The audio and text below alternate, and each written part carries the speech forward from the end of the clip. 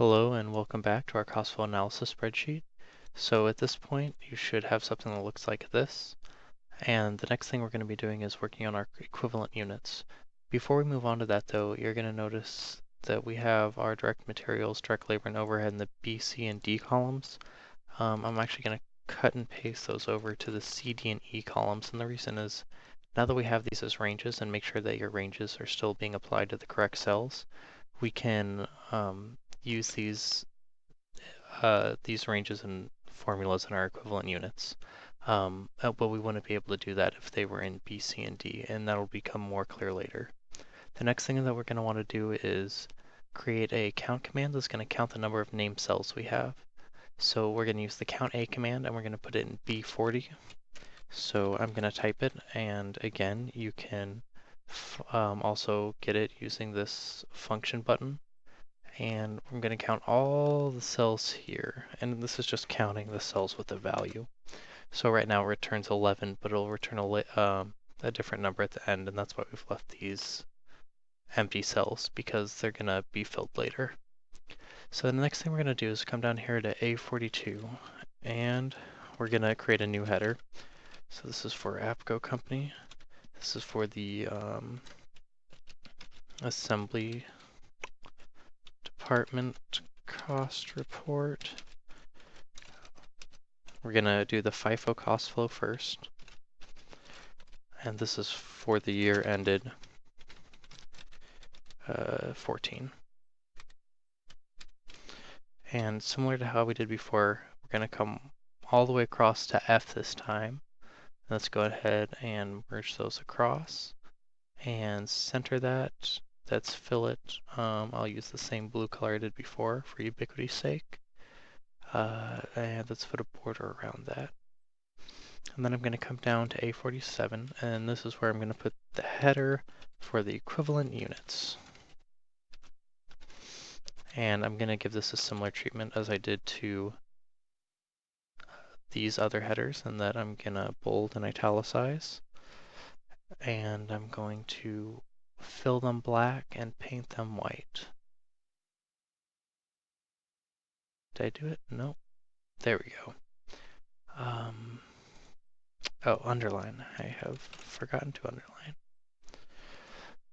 And then for calculating equivalent units, we need our units completed, less beginning inventory, or less beginning work in process, pardon me. We're going to add our ending work in process.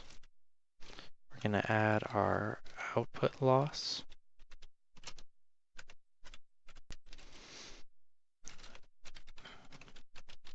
Units started, and equivalent units. All right. I'm going to come back and just make a couple grammatical corrections. Okay.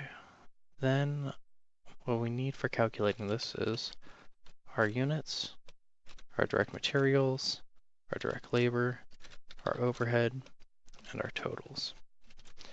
And to make these stand out a little bit, I'm going to border all these. I'm not going to do this outline border, because that's just going to put a border around all of them. I want to do all borders. There we go. Make them all a little bit more distinguished. Okay, so units completed. That's going to equal units completed, which should come as no surprise. And if I drag that across, there we go. And that's because this is equal to our units completed, and this is also equal to the units completed, and so on, because this is our one and only units completed. Whereas if I had made it equal to something like beginning work in process cost, it would have gone across with the range. So if I had done it here, and then the cell over D would use, or the column, and the cell in column D would use the cell up here in column D from the range. But since there was only one value for units completed, it just carried that across. And then this is going to be less our beginning work in process. So that's P9. And this is where it gets a little bit tricky because we want this worksheet to work both for FIFO and for weighted average. So instead of just doing what we would do for FIFO, I'm going to put an if-then statement. And it's going to be if our cost method is equal to FIFO. And don't forget the quotation marks, they're very important. Then we're going to take out our beginning work in process inventory, and then a comma, and else nothing. And the comma designates that we're transitioning from our what it will return if our argument is true versus what it will return if our argument is false. So -50, let me drag that across.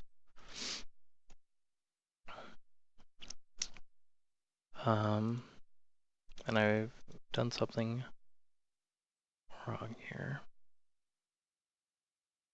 Beginning work in process inventory.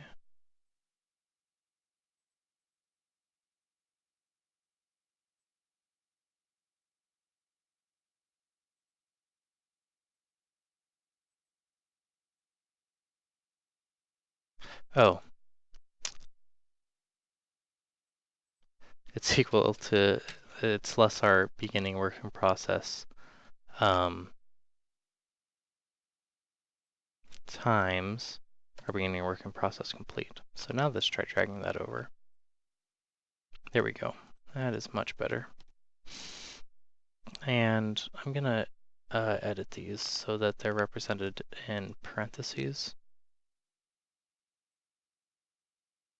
I don't want any dollar signs and no decimal places, please. There we go. Add our ending work in process. So that would be that. Our direct materials is going to be the same thing except for times our ending work in process percent complete, as you might guess. Let's go ahead and drag that across. Our output loss, again, just linking it directly up there. And we're going to do a very similar process. Let's multiply that by our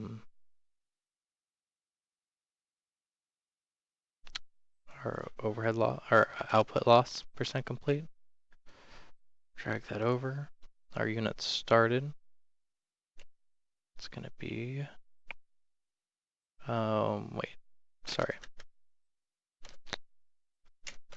Our units started is just going to be equal to the sum of all these things. And then our equivalent units is going to be equal to the sum of this. And we can drag this over. And then I'm going to go ahead and put an underline here. And I want to put a double underline here. Double underline. Double bottom border. Okay. And are all my numbers correct?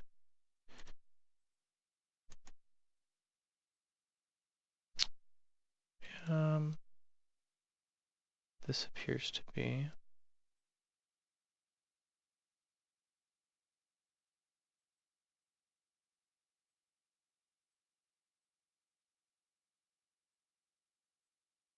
How did I create this?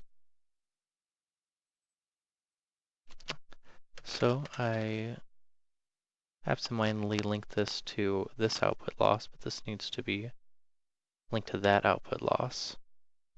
And then when I drag across, all my numbers will work out. And so that's our equivalent units. The next thing that we're going to do is our cost per equivalent unit, which I'll cover in the next tutorial.